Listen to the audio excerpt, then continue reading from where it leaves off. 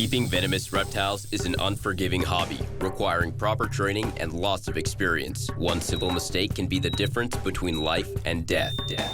Remember, the most venomous snake in the world is the one that just bit you.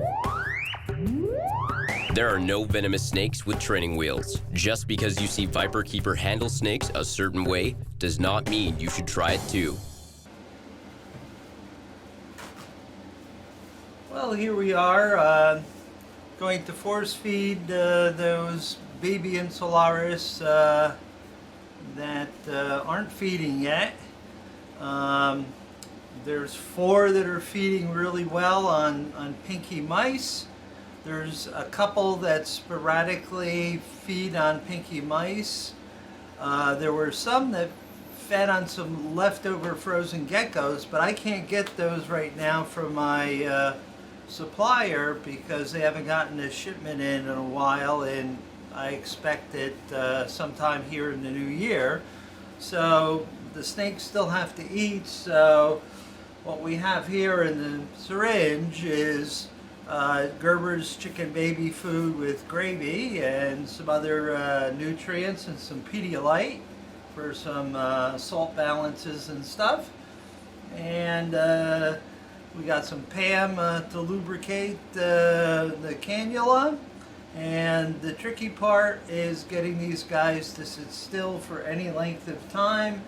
So Lori and I have devised the foam block to smash the little suckers so they can't go scooting off on the floor, or at least most of the time. They're not successful in playing snake hockey. I have my very nice little neonate hook from Get Hooked. My friend Chris picked this up at what seems years ago. It was Venom Week in March of this year, which was just when the pandemic was really starting to take hold. So we're going to start with the Insularis, and then then we'll move on to the baby Leucogaster, who were hatched out on the about the 12th of December, and they've eaten nothing thus far. We've tried crickets, we've tried mealworms, they're just not eating.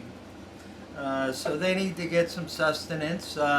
The baby Ocellatus we force fed like we're going to do now for literally 6 or 8 months until they got some size, and then they were fed up with getting pinned, and I was fed up pinning them, and they started to take ultra small pinks. But we got to keep them alive the best we can right now, and so first we're going to pull the sticks on the cages that are going to get fed, and I'm sure that's a warning to the little beggars that nothing but trouble is ahead. So there's 13 snakes, minus the 4 that are feeders.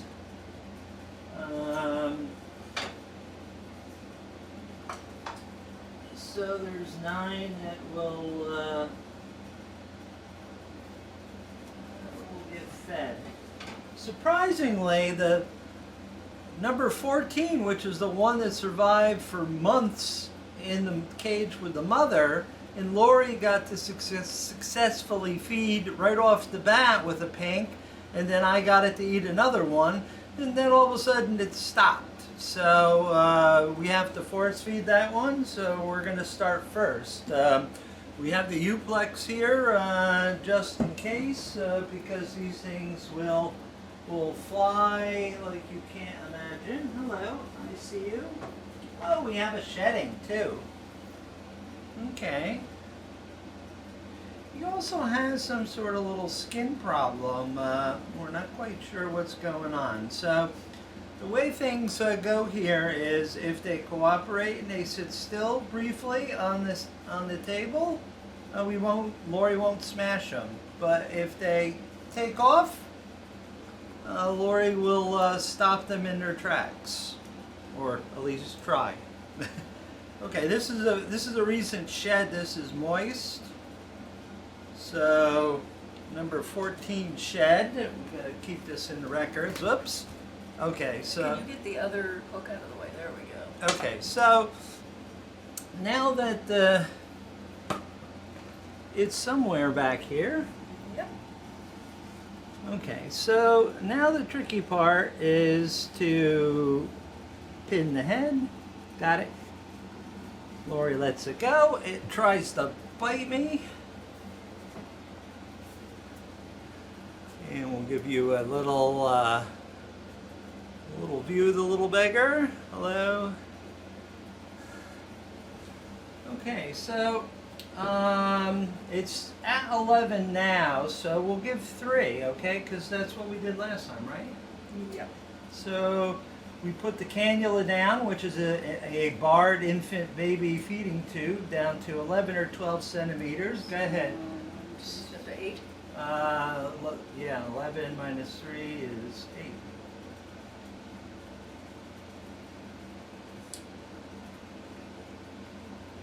Okay.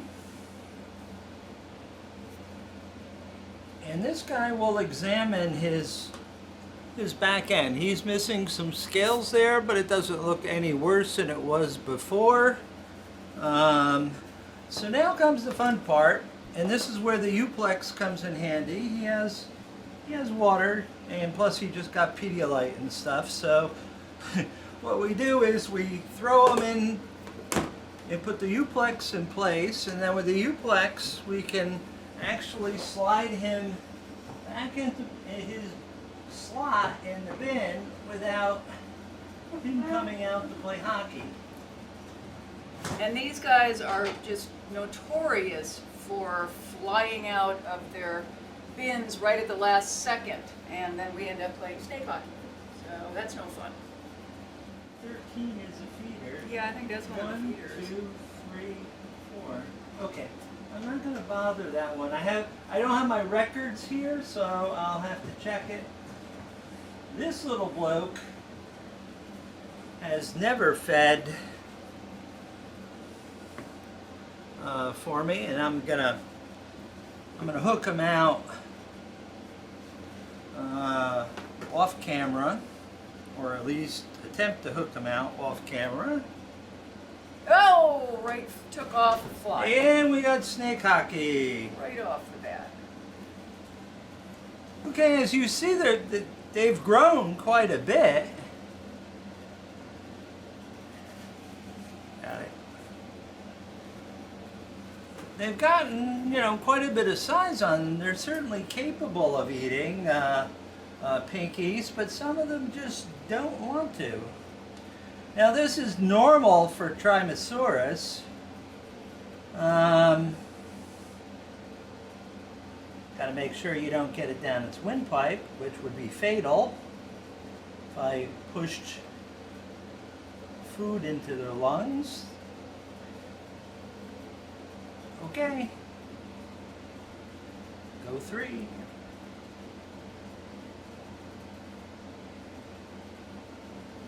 Okay.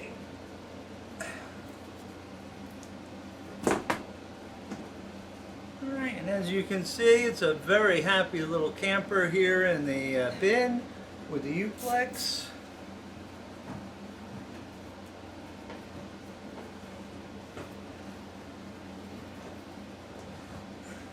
For a snake that's never eaten on its own, it's growing. So remember 14 shed, we do have to remember that. I should have brought up the tablet so we could record this, but that's okay. Our brains are fried, we won't remember any of this by the time we get downstairs. Okay, so we're not going to make that mistake again. This one's a little bit smaller, and this one will need a little water. Hello, are you ready to go, huh? Are you ready to launch? Of course. Now none of these are the stunning blue that the mother was. but but that's no guarantee that it won't change color. Now, this was the most humane and gentlest way that we could think of doing this. It doesn't hurt them, believe it or not. It really doesn't hurt them. Every one of them is fine. It just stops them from moving. Yeah, oh, nice. Yeah, there's lots of venom on that we don't want under our skin, so we'll have to rinse this. No. We know that trick. Oh my, Oh, more venom, yeah. Don't expend that. It's a valuable resource for you. It takes a lot of energy for them to produce venom, so we don't want them to waste it.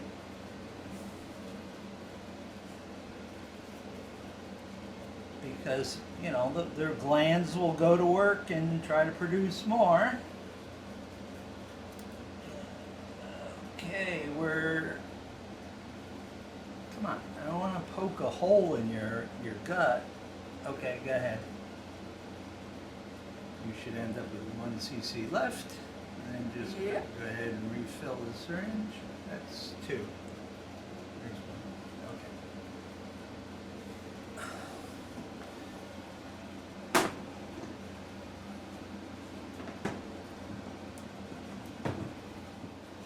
Okay. Okay, so I went and I got the tablet while Mrs. Viperkeeper refilled the syringe.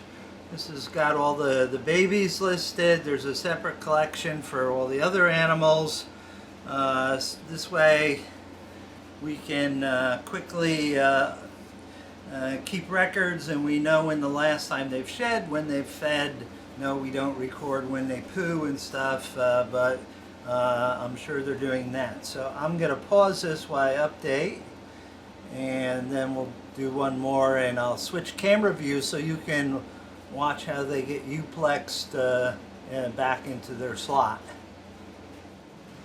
Okay, once the little blighter has been fed, we put the euplex cover back on. We line up the euplex and the bin with the slot, and we push it, and it's in there with minimal fuss and muss. So we're going to stop this until we get to the leucogaster. We're now done with all the Insularis, and we're going to work on the first leucogaster. I don't know if you can see the little blighter. He's poised on his log there. Really quite beautiful, aren't they? This is a totally different critter than the Insularis. If I got bit by the Insularis that size, it would be very painful. I might lose a little bit of tissue. I don't know if I would require or even desire antivenin. Sometimes the risk of reaction outweighs the risk of being treated. However, Echis is a different story. These little guys, although it probably couldn't inflict the fatal bite, it would certainly be a good idea to get some antivenin. And fortunately, I have antivenin for these. It's called Inoserp. It's made in Spain. It's made from venoms of several different Echis, including leucogaster. So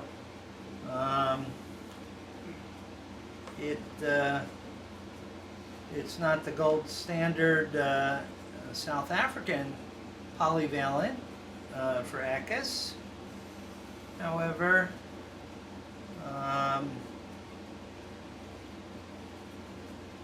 it's newer, and it's a fab product. means that it's not whole IgG.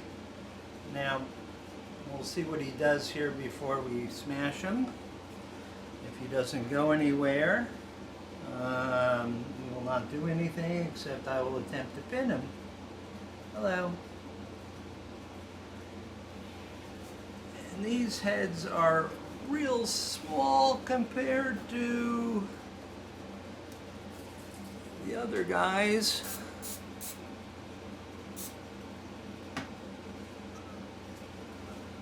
Very, very tiny. So the faster these things grow, this is lubed. Yes, I just did. The faster these things grow, and I probably only need 5 or 6 centimeters, and the faster I get them on food, real food, without me having to wrap my fingers. Yeah. No, I haven't, I didn't,